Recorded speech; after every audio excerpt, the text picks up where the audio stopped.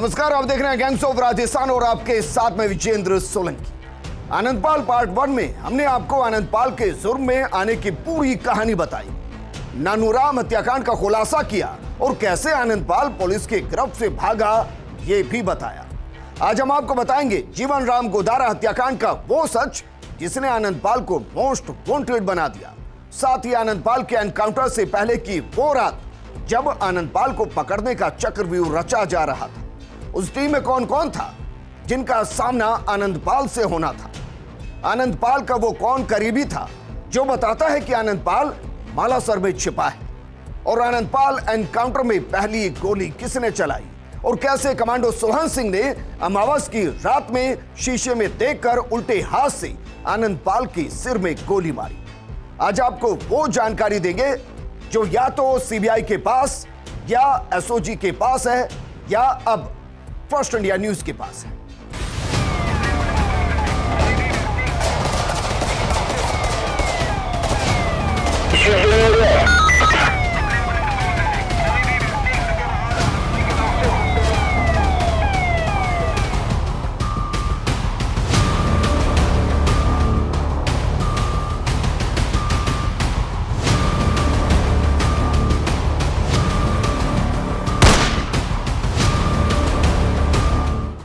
Encounter की हर बारीकी आपको समझाएंगे। अंतिम वक्त में आनंदपाल के साथ क्या हुआ, उसने क्या कहा, अंतिम गोली किस पर चलाई थी, आनंदपाल के एनकाउंटर में शामिल पुलिस अधिकारी अभी कहां हैं, सब आपको बताएंगे। लेकिन उससे पहले आनंदपाल की जिंदगी की उस गैंगवार की कहानी सुनाते हैं जिसने आनंदपाल को पूरे राजस्थान में गैंगस्टर के तौर पर साबित कर दिया। यह कहानी है जीवन राम गोदारा और आनंदपाल की दुश्मनी की। यह कहानी है राजस्थान की गोदारा मार्केट में हुई गैंगवार की, जिसके बिना आनंदपाल की कहानी अधूरी है।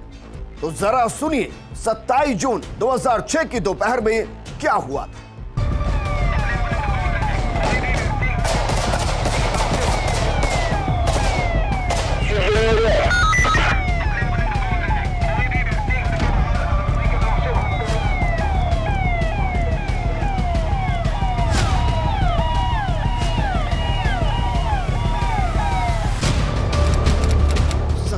जून 2006, जगह गोदारा मार्केट टेढ़वाना, दुकान पाटीदार बूट हाउस, वक्त दोपहर 2 बजे। मॉनसून दस्तक दे रहा था, लेकिन धीरे धीरे मौत भी दस्तक दे रही थी। अगले ही कुछ पलों में जहां गोलियों की आवाज से दहलाने वाली थी और लहू से जमीन लाल होनी थी, दो दुश्मन आमने सामने होने थे। इस पाटीदार बूट हाउस के सामने 4 लोग आराम से बैठकर चाय पी रही थी। तभी एक बोलेरो गाड़ी दुकान के सामने आकर रुकती है। गाड़ी में सवार थे 6 लोग जो नीचे उतरते हैं। कोई कुछ समझ पाता उससे पहले ही दुकान में बैठी 4 लोगों पर गोलियों से निकलते बारूद की बारिश कर दी जाती। हथियारों के इस जत्थे में एक 6 फुट लंबा दड़ियल नौजवान भी था। सबसे पहले वो अपनी 9 mm के पिस्तौल का ट्रिगर खींचता, बैरल से धुआं उगलती गोली सामने बैठे इकट्ठे आदमी के सीने की तरफ बढ़ने लगती है। गोली जिस आदमी का सीना छलनी करने के लिए बंदूक के बैरल से निकलती है, उस आदमी का नाम था जीवन राम गोदारा, और जिसकी बंदूक से गोली निकलती है वो था आनंदपाल। लेकिन अब सवाल ये था कि दोनों के बीच की दुश्मनी की वजह क्या थी, इस गैंगवार में कौन कौन मारा गया। साल 2005, आनंदपाल जेल से जमानत पर बाहर आ चुका था। लेकिन जब आनंदपाल जेल में था, शेखावटी में जीवन राम गोदारा का खौफ बढ़ रहा था और अपराध की दुनिया में दूसरा नाम चमकते देख आनंदपाल अपना आपा खो बैठा। आनंदपाल अपने साथियों के साथ मिलकर जीवन राम गोदारा पर हमला करता है और उसके हाथ पैर तोड़ डालता है। इस हमले में जीवन राम इतना घायल होता है कि उसको सही होने में 6 महीने लग जाते हैं। इसके बाद आनंदपाल फिर से जेल की सलाखों में पहुंच जाता है। लेकिन जीवन राम गोदारा अब आनंदपाल को जान से मारना चाहता था। जीवन राम गोदारा ने आनंदपाल को मरवाने के लिए 1 करोड़ की सुपारी दी। आनंदपाल को सुपारी के बारे में जैसे ही पता चला, बलबीर बानुड़ा को कहा जीवन राम को जान से मारना है। अब दो दुश्मन एक दूसरे के खून के प्यासे हो चुके थे। आनंदपाल जेल से बाहर आ चुका था और जीवन राम गोदारा को मारने की प्लानिंग कर रहा था। जीवन राम का सुराग लगाने की जिम्मेदारी सौंपी गई परवेश को। वर्ष 2006 में जब लगातार आनंदपाल जीवन राम गोदारा की तलाश कर रहा था, ऐसे में जब जीवन राम आनंदपाल को नहीं मिला तो एक काम सौंपा गया डीडवाना के परवेज को। परवेज के इशारे पर शोएब नाम के लड़के ने जीवन राम की मुखबरी करनी शुरू कर दी। शोएब रोजाना जीवन राम की इस दुकान के बाहर बैठता और यहाँ से अरबी के अंदर लिख के जीवन राम की लोकेशन बताता। और एक दिन वो आया जब जीवन राम दुकान पर मौजूद था, उसके साथ में उसका साथी हरफूल था। तब उसने अरबी में लिख के भेजा कि हाँ जीवन राम यहाँ पर मौजूद है। आनंदपाल को जीवन राम गोदारा के ठिकाने की जानकारी मिल चुकी थी। बोलेरो कार में सवार होकर आनंदपाल जीवन राम गोदारा को मारने के लिए गोदारा मार्केट की तरफ बढ़ता है। आनंदपाल के अलावा कार में सवार थे बलबीर बानुड़ा, संजय पांडे, दातार सिंह और परवेश। ऑटोमेटिक हथियारों के साथ आनंदपाल अपने दोस्तों के साथ गोदारा मार्केट पहुंच गया। गोदारा मार्केट में बोलेरो रुकती है और आनंदपाल पाटीदार बूट हाउस की तरफ फायरिंग शुरू कर देता है, जिसमें जीवन राम गोदारा बैठा था। उसकी पीठ पर आनंदपाल की 6 गोलियां लगती हैं। तभी दातार सिंह गाड़ी से उतरता है और अंधाधुंध गोलियां चलाना शुरू कर देता है। दातार सिंह की भी 3 गोलियां जीवन राम को लगती हैं। इसके बाद हरफूल चौधरी को भी गोलियां लगती हैं। जीवन राम गोदारा और हरफूल चौधरी की मौके पर ही मौत हो जाती है। जो बोलेरो गोपाल फोगावट हत्याकांड में काम आई, उसी बोलेरो में बैठ के आनंदपाल, संजय पांडे, बलबीर बानुड़ा, परवेज और दातार सिंह इस मार्केट में पहुंचे, जहां सामने आप देख पाएंगे श्री गोपाल गौशाला डीडवाना की है। यहां पर अपनी बोलेरो खड़ी करी और वहीं से सबसे पहले आनंदपाल ने अपनी 12 बोर की बंदूक से इस दुकान के अंदर फायर किया। जो गोलियां उसकी पीठ पर लगती है, वो घायल होता है। लेकिन उसके बाद में दातार सिंह गाड़ी से उतरता है और दातार सिंह ने 3 गोलियां चलाई। इस पूरे घटनाक्रम के अंदर जीवन राम गोदारा और हरफूल चौधरी की मौके पर ही मौत हो गई, जबकि उसके 4 अन्य साथी घायल हो गए। जीवन राम गोदारा और हरफूल चौधरी मारे जा चुके थे। इस गैंगवार में जीवन राम गोदारा के साथ गोपाल, प्रमोद और पप्पू गोलियां लगने से गंभीर घायल थे। लेकिन इस हत्याकांड ने राजस्थान में न सिर्फ जातीय रंग लिया, बल्कि आनंदपाल अब पुलिस के रडार पर आ गया और हिट लिस्ट में आ चुका था। जीवन राम गोदारा की हत्या के बाद आनंदपाल अपने साथियों के साथ फरार होता है। पूरे इलाके में आनंदपाल को पकड़ने के लिए कड़ी नाकाबंदी करवाई गई। लाडनू थाने और श्री बालाजी थाना पुलिस की नाकाबंदी ने आनंदपाल की बोलेरो रुकवाई भी, लेकिन दोनों जगहों पर आनंदपाल ने पुलिस को राइफल दिखाई और वहां से भाग गया। आज भी आनंदपाल के नाम के साथ जीवन राम हत्याकांड का नाम जोड़ता है और ये हत्याकांड आनंदपाल की पहचान भी है। इस घटना के बाद में तुरंत प्रभाव से आनंदपाल यहाँ से फरार हुआ, जिसको लाडनू में पुलिस ने रोका, लेकिन हत्यारों के दम पर आनंदपाल वहां से ही फरार हो जाता है। आनंदपाल फरार चल रहा था और लगातार पुलिस के लिए सिरदर्द बना हुआ था। अब तय होता है कि आनंदपाल को किसी भी हाल में सलाखों में डालना है। इसके लिए टीम बनाई जाती है, जिम्मेदारी दी जाती है काबिल अफसर दिनेश एमएन को। लेकिन इस टीम में और कौन कौन था और उनकी क्या भूमिका थी? साथ ही जिस दुर्गा दत्त के पास आनंदपाल के पते से जुड़ा फोन आता है, वो कैसे एसओजी का हिस्सा बनता है? वो कौन था आनंदपाल का करीबी? वो कौन था जो उसके मालासर में छुपे होने का सुराग देता है? ये कहानी किसी बॉलीवुड कहानी से कम नहीं है।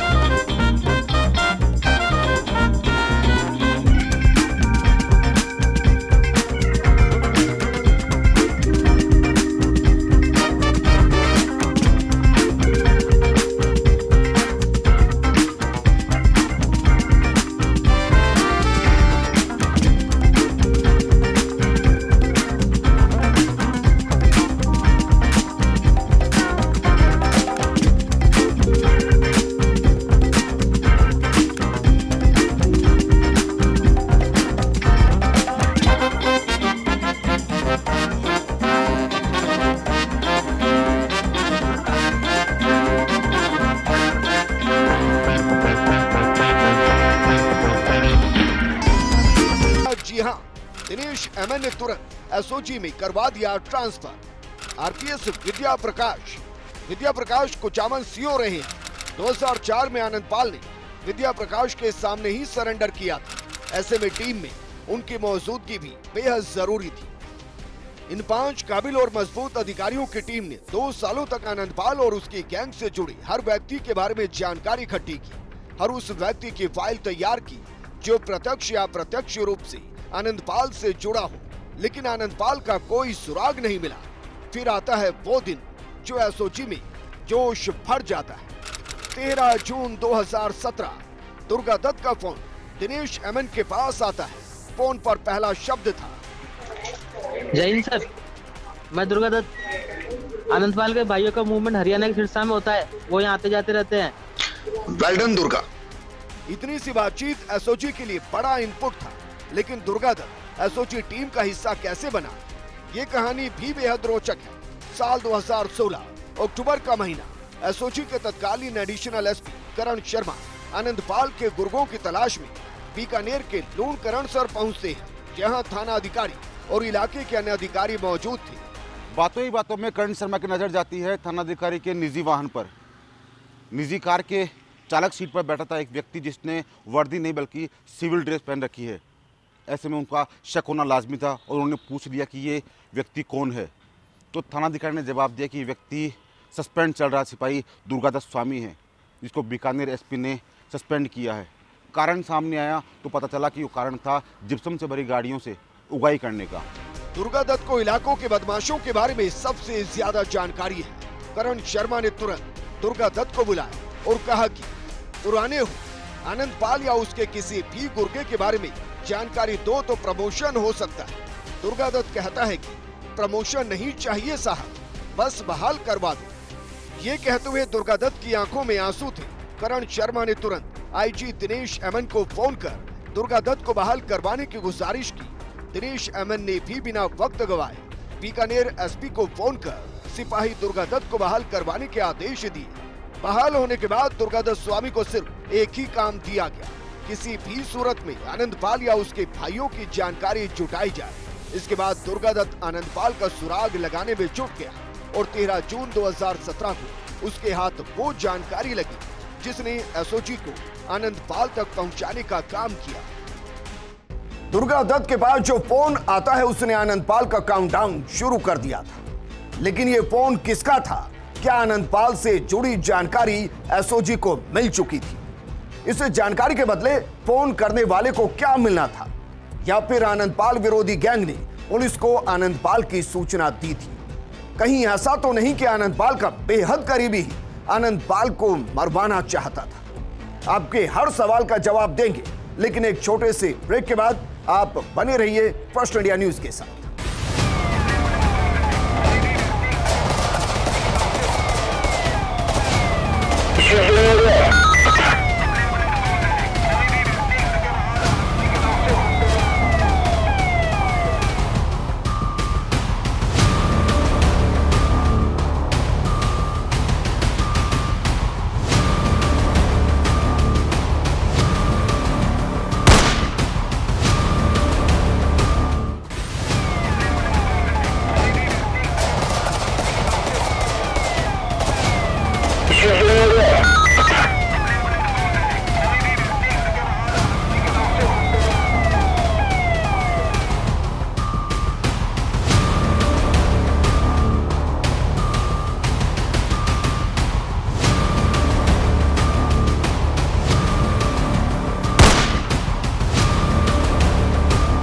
ब्रेक के बाद आपका स्वागत है।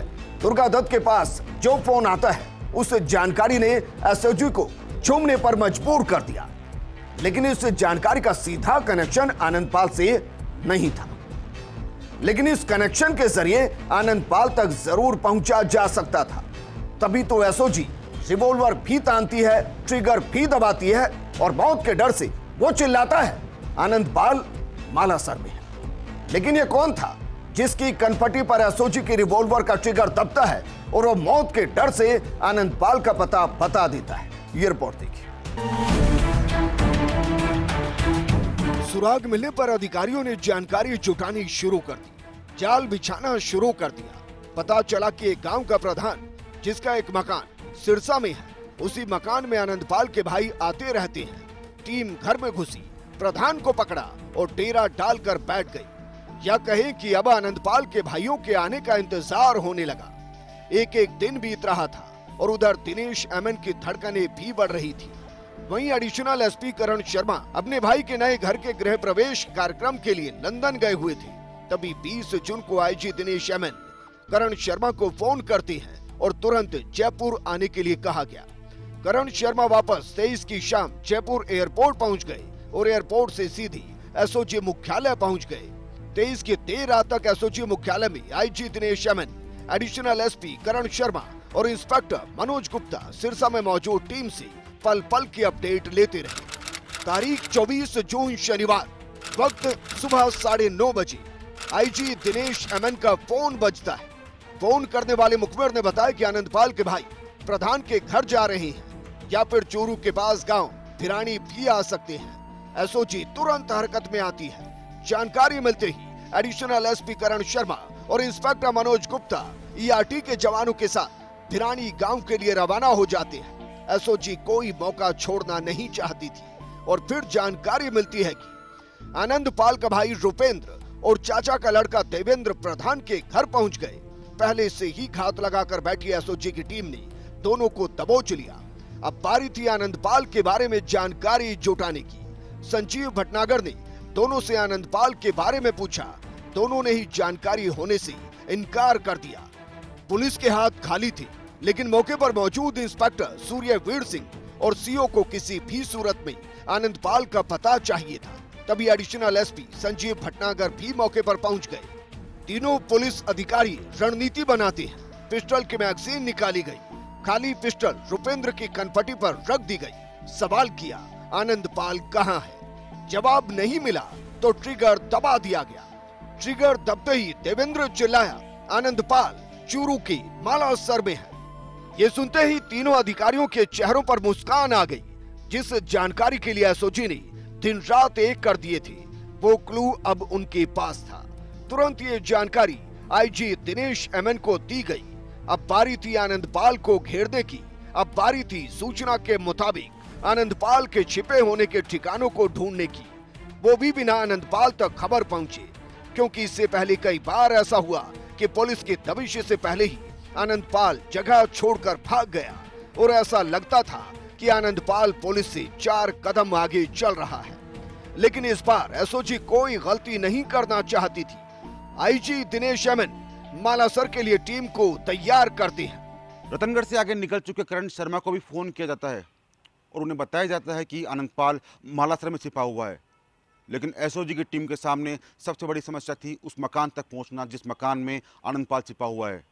इधर जयपुर में एसओजी के मुख्यालय में बैठे आईजी दिनेश एमएन ने करण शर्मा को फोन किया और उन्हें तुरंत मालासर के लिए रवाना कर दिया। सिरसा से इंस्पेक्टर सूर्यवीर सिंह राठौर, सीओ विद्या प्रकाश और एडिशनल एसपी संजीव भटनागर को कहा गया कि दोनों बदमाशों को लेकर वो भी जल्द से जल्द मालासर पहुंचे। हरियाणा के आईपीएस नरेंद्र बिजारनिया टीम के साथ प्रधान के निवास पर पहुंच गए, जहां से एसओजी और हरियाणा पुलिस के अधिकारी दोनों बदमाशों को लेकर मालासर के लिए रवाना हो गए। शाम 7:30 बजे एडिशनल एसपी करण शर्मा और इंस्पेक्टर मनोज गुप्ता भी मालासर पहुंच गए। लेकिन अब समस्या ये थी कि उस मकान तक कैसे पहुंचा जाए जिस मकान के अंदर आनंदपाल छिपा हुआ है। ऐसे में इंस्पेक्टर सूर्यवीर सिंह ने करण शर्मा को फ़ोन किया और उनकी बात कराई आनंदपाल के चाचा के लड़के देवेंद्र से। और देवेंद्र ने ये बताया कि आनंदपाल मालासर के बड़ा खेत है, उस खेत के अंदर एक मकान बना हुआ है। बस ये हिंट मिला और इसी हिंट के बाद में करण शर्मा अपनी टीम के साथ पहुंच गए मालासर के उस खेत के बाहर। एसओजी की कई सालों की मेहनत का परिणाम सामने था। आईजी दिनेश एमएन को जानकारी दी गई।